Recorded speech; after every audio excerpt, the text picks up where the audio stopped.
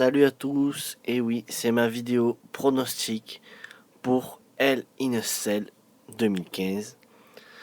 Alors, exceptionnellement, le show n'aura pas lieu à 2 heures, enfin, heure française. Il va commencer à 1 heure du matin, pour ceux qui sont, on va dire pour les plus motivés, parce que pour ma part, je ne le regarderai pas en direct. Donc voilà. Juste avant de commencer, j'ai une toute petite chose à vous dire. C'est que voilà, pour les reviews, c'est vraiment très compliqué, notamment pour les coffrets 3 DVD. Donc là, j'ai 3 reviews de programmés. Le coffret sur Rangerton, qui sortira, je pense, vraiment dans quelques jours. J'ai fini de le regarder, tout est prêt. Vraiment, il faut juste que je la fasse et que je fasse le montage. Et, et voilà, donc je pense qu'elle sortira très rapidement. Après, j'aurai le coffret sur Cesaro et SummerSlam 1999 de prévu. Et après, je pense que là, je vais faire des reviews sur les pay-per-view. Parce que voilà, les pay-per-view, c'est beaucoup plus court. Voilà, c'est qu'un seul DVD. C'est 3 heures. C'est, on va dire, beaucoup plus. Voilà, je préfère beaucoup plus de vidéos que des coffrets. Vraiment, j'ai assez peu de temps à moi ces derniers temps. Donc voilà, je pense que c'est mieux. Alors, concernant les pay-per-view, moi je pensais faire des années complètes. Alors voilà, j'ai tous les pay-per-view de 2001 à 2013. Donc soit je pensais faire du plus récent, c'est-à-dire de commencer par 2013 et redescendre jusqu'à 2001, ou alors faire l'inverse, commencer de 2001 et finir jusqu'à 2013. Donc dites-moi ce que vous en pensez, ce que vous préférez, ou même si vous voulez que je fasse un peu des années sans que ça se suive, quoi. Si vous préférez par exemple l'année 2009, dites-moi le dans les commentaires et je verrai. Voilà. Donc maintenant on va commencer donc avec le pré-show.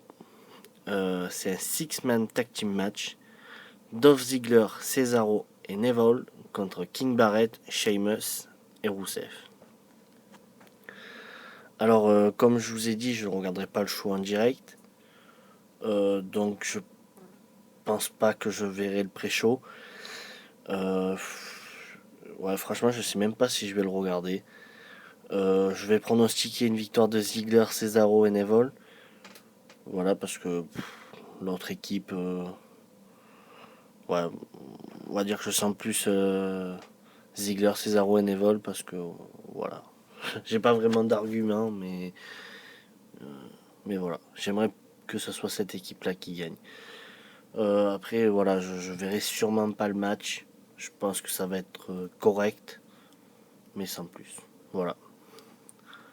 On va commencer donc maintenant avec le show. On va commencer avec le premier match que j'ai choisi. United States Championship Open Challenge, John Cena contre l'adversaire mystère. Alors là, j'ai vu que c'est parti à essayer de trouver cet adversaire mystère. Honnêtement, j'ai vraiment aucune idée. Voilà, j'ai pas vraiment suivi les Raw et les SmackDown, donc même pour tout vous dire, ça fait 2-3 semaines que je n'ai plus regardé. Donc vraiment, je sais pas trop concernant les rivalités, laquelle serait possible. J'ai entendu Dean Ambrose, pourquoi pas. Lui donner la ceinture US, ça pourrait être pas mal, je trouve. Donc voilà. Et moi, je vois le l'adversaire mystère remporter. Voilà, parce que je pense que Cena, de toutes les manières, en plus j'ai entendu qu'il serait absent pendant 2-3 mois. Donc voilà, et puis après je pense qu'il reviendra vers le main event. Donc je pronostique l'adversaire mystère. Donc voilà.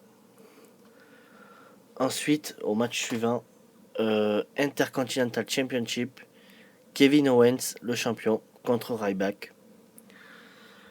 Oui, d'ailleurs, j'ai pas dit ce que je. Voilà, je pense que Cena l'adversaire mystère. Ça va être un bon match, mais je pense pas que ça va être quelque chose de fou parce que de toute manière, voilà, désolé pour les fans de Cena, mais bon, Cena on voit jamais un match extraordinaire, hormis quand il a un mec extraordinaire en face. Et, et donc voilà. Donc pour parler de Kevin Owens Ryback, moi personnellement je vois Kevin Owens conserver. Moi vraiment j'espère qu'ils vont faire ça, que Owens remporte le titre et faire vraiment une rivalité avec Cesaro pour la ceinture, parce qu'il y avait déjà une rivalité mais il n'y avait pas de ceinture en jeu, on va dire, il y avait rien en jeu. Et là je pense que ça pourrait être vraiment énorme comme rivalité. Poussé sur vraiment 2-3 mois jusqu'à début 2016, ça pourrait être vraiment énorme. Donc voilà. Et puis Ryback, j'ai jamais vraiment été fan. Et Kevin Owens, je trouve qu'il a vraiment beaucoup de talent. Donc voilà, je pense que Kevin Owens va conserver. Et pareil, ça sera un bon match, mais sans plus, quoi. Il n'y aura rien d'extraordinaire dans ce match. Voilà. On passe au match suivant. Tag Team Championship. New Day, les champions, contre les Dudley Boys. Alors, j'avais déjà été très surpris qu'ils n'avaient pas gagné les titres. Je crois que c'était à Night of Champions. Oui, c'était à Night of Champions, le dernier show. Voilà, j'étais très surpris. Bon, en plus, voilà, la victoire par disqualification. Bon, ça, ils n'ont pas gagné les titres, mais bon, cette fin par disqualification, j'avais trouvé ça complètement horrible. Et voilà, donc je pense que cette fois, ben, ils n'ont pas fait revenir les Dudley Boys juste pour les montrer, quoi. Ils vont leur donner les titres. Ça, je pense que c'est sûr. Donc, pour moi, c'est pas très difficile à pronostiquer. Et puis, de toute façon, les New Day, après, ils auront leur match revanche. Et voilà, donc, moi, je pense que c'est une très bonne rivalité. Donc voilà. Victoire des Dudley Boys dans un bon match. Pareil. Pas, voilà, ça va être bon, ça va être correct. Mais je pense pas que ça va être non plus un match de folie. Voilà. Ensuite, prochain match, Divas Championship. Charlotte la championne contre Nikki Bella. Alors là, ben, c'est clair et net à mes yeux. C'est Charlotte qui doit remporter le match. Il n'y a pas photo entre les deux in-ring. Voilà, je pense que Nikki, elle a été championne pendant vraiment trop longtemps. Elle a été trop longtemps championne. Et elle a eu beaucoup de crédit que maintenant elle doit plus du tout avoir. Je pense faut qu'elle redevienne. euh, je suis désolé de parler comme ça, mais en gros une poupée Barbie qu'on met sur le côté d'un ring pour faire joli. Voilà, mais maintenant je souhaite voir des rivalités. Charlotte contre Paige. Pourquoi pas des Becky Lynch, Sasha Banks. Voilà, il y a cette nouvelle génération qui est arrivée. Faut vraiment en profiter. Même si voilà, si c'est pour certes amener beaucoup de talent et faire des matchs comme le Night of Champions avec une fin complètement what the fuck à mes yeux, voilà, c'est pas la peine, quoi. Vraiment, faut. Moi, je pense que vraiment le problème des divas, c'est un problème de booking. Tout est mal booké. Et je dirais même un peu dans la globalité de la WWE, tout est fait un petit peu à l'arrache en ce moment. Et ça se ressent. Donc le match sera correct, je pense. Voilà, même si je m'attends rien de folie, encore une fois. On passe au match suivant. Roman Reigns contre Bray Wyatt, Hell in a Cell match. Alors, moi personnellement, je vois Roman Reigns remporter. Voilà, je pense que ils vont pas faire perdre Roman Reigns à la WWE. Comme c'est en gros, faut le dire, c'est le futur Cena. Et le faire perdre contre Bray Wyatt dans un Hell in a Cell match, je trouve que ça le décrédibiliserait beaucoup. Voilà, donc moi je dirais une victoire de Roman Reigns. Et voilà, et même je pense que derrière il risque d'aller dans le main event, faire une rivalité vraiment poussée avec Rollins. Donc voilà. Euh, le match sera. Je pense que ça va être un très bon match par contre. Un peu mieux que les précédents. Je m'attends légèrement mieux, même si là non plus je m'attends pas non plus à quelque chose. Je vais pas être. Voilà, je vais pas. Je pense pas être énormément surpris. Et voilà, donc je dirais un très bon match. Mais voilà, je ne le vois pas non plus s'approcher des 5 étoiles. Voilà. On passe ensuite au match suivant. World Heavyweight Championship. Si Kane perd, il perd son poste de directeur des opérations. Seth Rollins, le champion, contre Kane. Voilà, alors déjà un match simple.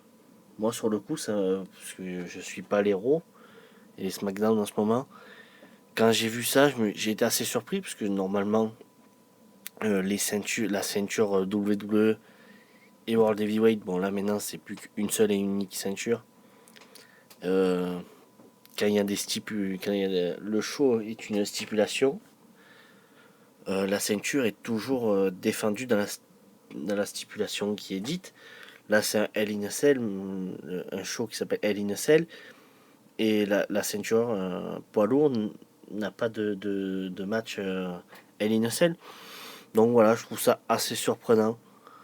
Mais bon, est-ce que vraiment on avait envie de voir un Seth Rollins contre Kane en Hell in a Cell match? euh, Je sais pas. Mais en même temps, est-ce qu'on a vraiment envie de voir un Seth Rollins contre Kane tout court? Voilà. Euh, Qu'est-ce que c'est ce booking de merde? Je suis désolé de parler comme ça, mais la WWE a personne d'autre à mettre que Kane. Ils vont mettre un six-man tag team match avec des Cesaro, des Neville, même Banyus Barrett, je sais pas moi, n'importe qui. Mais pas Kane. Kane est en fin de carrière. Euh, Quel est l'intérêt de le mettre dans ce match? Moi je vois aucun. Seth Rollins va remporter.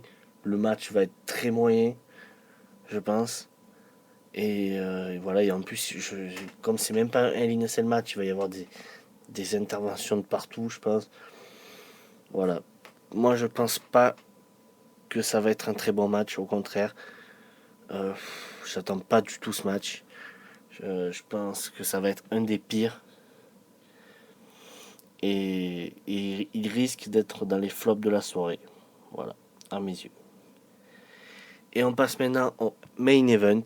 Hell in a Cell match. L'Undertaker contre Brock Lesnar.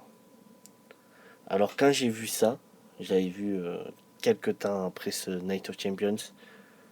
Ah là, je suis vraiment tombé de ma chaise. Littéralement. Quel est l'intérêt de mettre ce match? Moi, je me pose encore la question. Euh, L'Undertaker, c'est vrai, après, il me semble que c'était après Battleground, après l'intervention qu'il avait fait auprès de Brock Lesnar. Euh, L'Undertaker avait fait une apparition en mode Deadman. Et j'avais dit sur Twitter, waouh, j'ai encore les frissons quand je regarde l'Undertaker. Oui, quand il fait des promos, il est génial. Mais sur un ring, c'est c'est vraiment un homme mort, quoi. C'est vraiment littéralement. Voilà, c'est vraiment un. Il est. Voilà, bon, je voulais pas trop le dire, mais bon, il est très très vieux, quoi. Mais il faut le laisser à la retraite, il faut qu'il profite de sa femme. Je sais pas s'il a des enfants, mais le catch, ça doit être fini pour lui. Et là, on le met dans un Hell in a Cell match contre Brock Lesnar. Je sais même pas s'il y aurait une superstar dans le roster où ça serait crédible qu'il puisse battre Brock Lesnar. Et là, ils nous mettent l'Undertaker qui est. Mais il est même plus cuit, là. Il est cramoisi, quoi. C'est pas possible. Je trouve que la fin de SummerSlam, j'avais dit, elle était parfaite. Parce que, bon, l'Undertaker avait eu sa revanche en gagnant, mais sans vraiment gagner. Parce que voilà, il avait tapé. Euh, je trouvais que la fin, là, était crédible. Là, soit je dis pareil qu'avant SummerSlam, soit Brock Lesnar détruit l'Undertaker et ça serait très dur pour la carrière du Deadman parce qu'il ne mérite pas ça, ou soit l'Undertaker gagne et c'est what the fuck, c'est impossible, c'est complètement illogique. Donc moi je pense que la WWE va faire gagner l'Undertaker, mais clairement le match il va être moyen parce que quand il arrive sur le ring, il est 30 secondes après, il est mort. Il a plus de souffle, l'Undertaker. Je pense que ça va être. Brock Lesnar va devoir vendre le match tout seul, comme il a fait à SummerSlam. Je pense qu'il va bien le faire parce que Brock Lesnar, il a vraiment énormément de talent. Il peut faire vraiment beaucoup de choses sur un ring et surtout là dans une cage. Mais voilà, moi je comprends pas l'utilité de ce match. Voilà. Donc voilà, je dirais une victoire de l'Undertaker, mais ça va être vraiment du grand n'importe quoi parce que Brock Lesnar, il doit le bouffer tout cru. Voilà.